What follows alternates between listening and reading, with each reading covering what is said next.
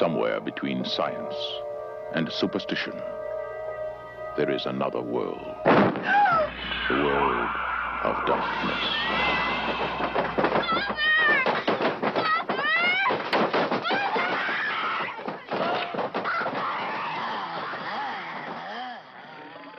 Nobody expected. This weekend I went to Apollo Cinema in downtown Kitchener to watch The Exorcist from 1973.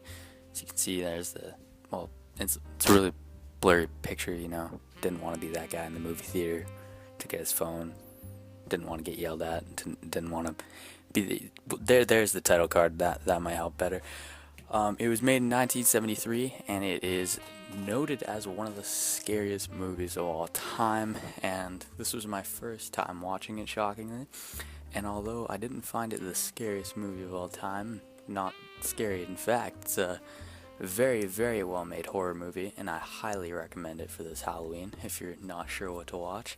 It's very well crafted with a creepy atmosphere and a lot of disturbing moments that it will make the hairs on the back of your neck stand up. The Exorcist stars Linda Blair as an 11-year-old girl who is possessed by the devil, and her mother needs to seek the help of an exorcist, or a priest, to perform an exorcism for her daughter. While the movie is very dated, this came out over 40 years ago, it is still very effective in establishing a creepy atmosphere.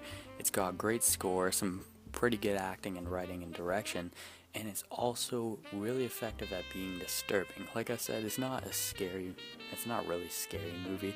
It's well, by today's standards anyway, it isn't what we find scary.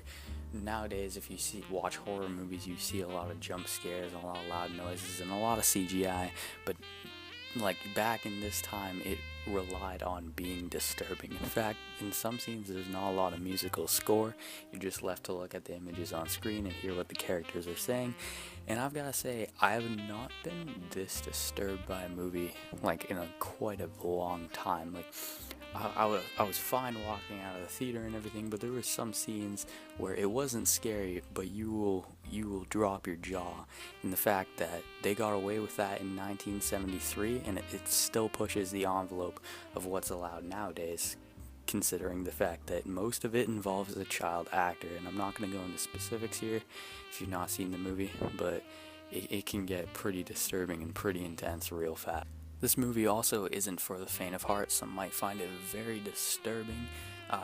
The language gets very profane, and it's a very gory movie. I think this movie should be studied because it doesn't rely on cheap scares. It builds tension, and it sets an example of making character in film. And the storytelling is really what pushes this movie and makes it one of the best horror movies of all time. I would definitely recommend The Exorcist for this Halloween.